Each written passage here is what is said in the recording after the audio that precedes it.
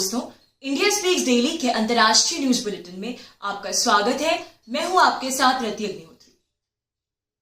Vaccine iniquity यानी corona vaccine distribution को लेकर अमीर और गरीब देशों के बीच में जो विषमताएं हैं वो दिन ब दिन गहराती जा रही हैं।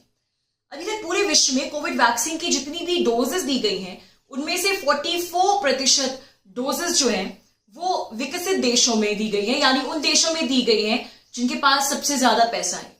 और ये ऐसे देश हैं जहां विश्व की जनसंख्या का मात्र 16% हिस्सा रहता है। इसके विपरीत जो 29 सबसे कम इनकम वाले यानी गरीब देश हैं उनके यहां सिर्फ 0.3% वैक्सीन डोजेस दी गई है, जबकि इन देशों में विश्व की आबादी का एक बड़ा हिस्सा रहता है, 9% से भी ज्यादा बड़ा हिस्सा रहता है। तो किस प्रकार की भयावह विषमता आप खुद ही देख सकते हैं। एक तरफ 44% कोरोना वैक्सीन डोजेस और दूसरी तरफ मात्र 0.3%। अमेरिका जैसे विकसित देश भी अपनी एक्सेस डोजेस डोनेट करने के लिए तैयार नहीं है। इसके उलट वहां अब बच्चों के वैक्सीनेशन की तैयारियां जोरों शोरों से शुरू हो गई हैं। अमेरिकी राष्ट्रपति जो बाइडेन ने हाल ही में घोषणा की है कि 12 से 15 साल की उम्र के बीच के बच्चों की कोविड टीकाकरण ड्राइव जल्द ही शुरू होगी। कनाडा में भी बच्चों की कोरोना वैक्सीनेशन ड्राइव की शुरुआत होने की घोषणा की गई है। स्विट्जरलैंड में भी कई जगह 16 साल की उम्र के जो बच्चे हैं वो अब कोविड टीकाकरण के लिए रजिस्ट्रेशन करा सकते हैं। अब इस पर विश्व स्वास्थ्य संगठन के चीफ टेड्रोस ने एक टिप्पणी की और विकसित देशों से अपील की है कि इस समय बच्चों को वैक्सीनेट करने के बजाय उनके पास जो एक्सेस वैक्सीनेशन डोजेस हैं वो ये विकसित देश कोवैक्स इनिशिएटिव को डोनेट करें, जो कि विश्व स्वास्थ्य संगठन का गरीब देशों के लिए बना इनिशिएटिव है ताकि गरीब देशों के वैक्सीनेशन ड्राइव शुरू हो सके। तो वो एक्सेस डोजेस जो हैं वो कोवैक्स को डोनेट करें, ये अपील की है विश्व स्वास्थ्य संगठन के चीफ टेड्रोस ने। और टेड्रोस ने कहा कि वो समझ सकते हैं कि इस समय सभी विकसित देश अपनी जनसंख्या के एक बड़े हिस्से को, पूरी जनसंख्या को सुरक्षित करना चाहते हैं और इसलिए वो बच्चों को वैक्सीनेट करना चाहते हैं। लेकिन उन्हें समझना होगा कि इस समय जो प्राथमिकता है, जो प्रायोरिटीज है वो ये है कि विश्व में कितने ऐसे लोग हैं जिन्हें वैक्सीनेशन मिलना बेहद जरूरी है, कितने ही देशों के स्वास्थ्य कर्मी है, कितने ही देशों में वैक्सीनेशन ड्राइव शुरू नहीं हो पाई है। तो इस समय ये ज्यादा जरूरी है बजाय बच्चों को वैक्सीनेट करने के। आपकी जानकारी के लिए बता दें कि कोवैक्स विश्व स्वास्थ्य संगठन की एक पहल है जिसके माध्यम से विश्व के 92 सबसे गरीब देशों को कोरोना वैक्सीन डोजेस डोनेट की जाएंगी, जिससे वहां की जनसंख्या का कम से कम 20% हिस्सा वैक्सीनेट हो सके। यानी वहां के फ्रंटलाइन वर्कर्स, स्वास्थ्य कर्मी, डॉक्टर्स वगैरह, कम से कम इन सब का कोरोना टीकाकरण जो है उसकी शुरुआत हो जाए। लेकिन विकसित देशों की वैक्सीन होर्डिंग के चलते ये कोवैक्स का जो इनिशिएटिव है ये फिलहाल ठंडे बस्ते में पड़ा है। बल्कि भारत ही एक ऐसा देश है जिसने कोवैक्स इनिशिएटिव को सबसे ज्यादा वैक्सीन डोजेस डोनेट की है और समय समय पर ये विकसित देश भी जो है ये भारत पर ही दबाव बनाते रहे कि हम तुम्हें हर प्रकार की आर्थिक सहायता देंगे, लेकिन तुम अपना वैक्सीन उत्पादन बढ़ाओ और कोवैक्स को और भी ज्यादा डोजेस डोनेट करो। यानी ये खुद के दायित्व से बचते आए, खुद अपनी डोजेस नहीं डोनेट करना चाहते। अमेरिका जैसे विकसित देश ने भी अभी तक कोवैक्स को न के बराबर वैक्सीन दिए हैं। अभी एक बड़ी अजीब सी स्थिति है। विश्व स्वास्थ्य संगठन बार बार विकसित देशों के सामने गुहार लगाता रहता है कि तुम कोवैक्स के लिए वैक्सीन डोजेस भेजो ताकि गरीब देशों में टीकाकरण शुरू हो सके, और ये सभी विकसित देश भी हाँ करते रहते हैं। लेकिन जब तक कोई ऐसा बाइंडिंग मैकेनिज्म नहीं होगा जिसके अंतर्गत ये जो विकसित देश है ये कानूनी रूप से बाध्य होंगे कि हाँ भाई तुम्हें इतनी डोजेस डोनेट करनी है, इतनी न्यूनतम इतनी मदद, इतनी सहायता जरूर करनी है गरीब देशों की या विकासशील देशों की, और यदि तुम ऐसा नहीं करोगे तो तुम्हारे खिलाफ कोई कानूनी कार्रवाई होगी, एक्शन लिया जाएगा। जब तक कोई ऐसा लीगली बाइंडिंग मैकेनिज्म नहीं होगा तब तक भला ये अपनी वैक्सीन डोजेस गरीब देशों को क्यों देने लगे। और ऐसा कोई मैकेनिज्म इसलिए नहीं है क्योंकि जितने भी तथाकथित अंतर्राष्ट्रीय संगठन है ये सब सिर्फ टोकन ऑर्गेनाइजेशंस बन के रह गए, चाहे वो विश्व स्वास्थ्य संगठन हो या फिर कोई भी। ये सभी विकसित देशों की एक प्रकार से बपौती बन के रह गए।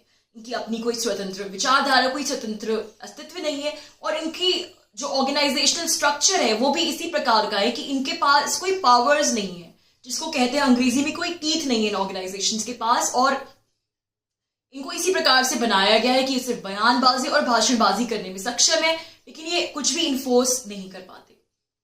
अब विश्व भर में कोविड टीकाकरण को लेकर जो हम अमीर और गरीब देशों के बीच विषमताओं की बात कर रहे हैं उसे समझने के लिए जरा कुछ आंकड़ों पर नजर दौड़ाते हैं।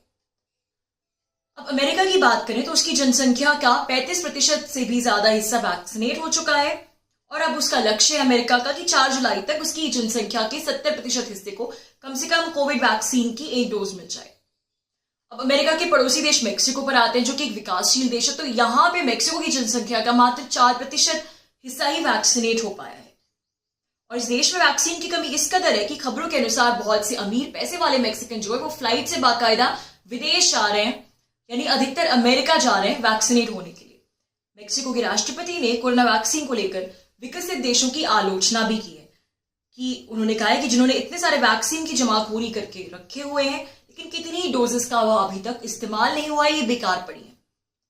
अब ब्राजील की बात करें, जहां कोरोना वायरस से सबसे ज्यादा क्षति भी हुई है, तो ये देश भी अपनी जनसंख्या को वैक्सीनेट करने के लिए संघर्ष कर रहे हैं। इनके पास भी वैक्सीन डोजेस की कमी है। आपको याद होगा कि पिछले वर्ष भारत ने ब्राजील को कोरोना वैक्सीन डोजेस डोनेट की थी और बहुत ही बड़ी संख्या में डोनेट की थी, लेकिन विकसित देश उस प्रकार से ब्राजील की मदद नहीं कर रहे हैं। ब्राजील के स्वास्थ्य मंत्री ने भी देशों से अपील की है कि जिस किसी भी देश के पास कोरोना वैक्सीन के एक्सेस डोजेस है वो अपनी डोजेस शेयर करे, ताकि ब्राजील की कोरोना टीकाकरण मुहिम को आगे बढ़ाया जा सके। अब दक्षिण अफ्रीका की बात करें तो उसकी जनसंख्या का मात्र 0.7% हिस्सा ही वैक्सीनेट हो पाए। अब अगर गरीब अफ्रीकी देशों की बात करें तो ऐसे में कितने ही देश हैं जहां कोविड वैक्सीन की अब तक एक भी डोज नहीं पहुंच पाई है।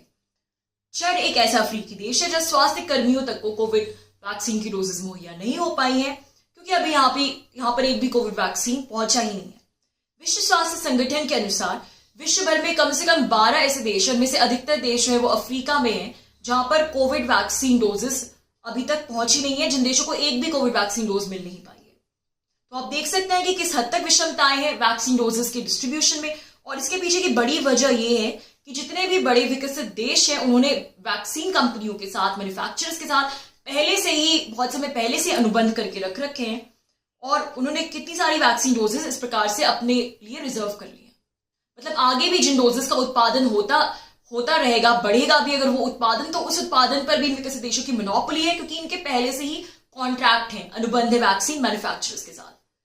तो अब अगर कोई गरीब या विकासशील देश अपने खुद के पैसे से वैक्सीन खरीदना भी चाहेगा तो भी वो ऐसा नहीं कर सकता, क्योंकि वैक्सीन डोजेस जो है उपलब्ध ही नहीं है। जैसा कि मैंने कहा कि एडवांस कॉन्ट्रैक्ट्स है कि जो आगे के समय में भी बनेंगी वो भी चली जाती हैं जल्दी से।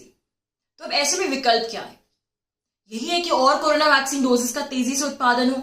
लेकिन अब जैसा मैंने कहा, ये जो बड़ी बड़ी फार्मा कंपनियां, इनके पहले से अनुबंध है, और अगर ये और वैक्सीन बनाएंगी भी तो अपनी शर्तों पर ये देंगी। विकसित देशों के पास एक्सेस डोजेस पड़ी है, लेकिन फिर भी ये गरीब देशों को नहीं डोनेट करना चाहते। ऐसे में तो विकल्प वही है जो भारत और दक्षिण अफ्रीका ने सुझाया था कि इन वैक्सीनों पर से कुछ समय के लिए पेटेंट हटा दिया जाए, ताकि इनके जॉनरिक वैक्सीनों का तेजी से उत्पादन हो सके। क्योंकि अगर वैक्सीन डिस्ट्रीब्यूशन में जो ये इनइक्विटी है, जो विषमताएं, अगर इनको संबोधित नहीं किया गया, इनको ठीक नहीं किया गया, तो पूरे आंकड़ों के मुताबिक पूरे विश्व को इस आपदा से उबरने में कम से कम 7 साल लग जाएंगे। आप कल्पना कीजिए, 7 साल सोचकर ही कितना डर लगता है, कितना ही भयावह लगता है। तो इस समय पूरे विश्व की ये प्रायोरिटी होनी चाहिए, प्राथमिकता होनी चाहिए कि जो कोरोना वैक्सीन डोजेज हैं उनका इक्विटेबल डिस्ट्रीब्यूशन हो, ये विषमताएं हटे। क्योंकि विश्व को ये याद रखना होगा, विकसित देशों को भी याद रखना होगा कि सिर्फ अपनी जनसंख्या को वैक्सीनेट भर करने से वो सुरक्षित नहीं हो पाएंगे। जब तक ये आपदा पूरे विश्व में सर्कुलेट होती रहेगी, जब तक ये पैंडेमिक सर्कुलेट होता रहेगा, तब तक कोई भी देश सुरक्षित नहीं है। दोस्तों, आज के लिए बस इतना ही। बहुत जल्द आपसे फिर मुलाकात होगी कुछ नई खबरों के साथ। तब तक के लिए अनुमति दीजिए। नमस्कार।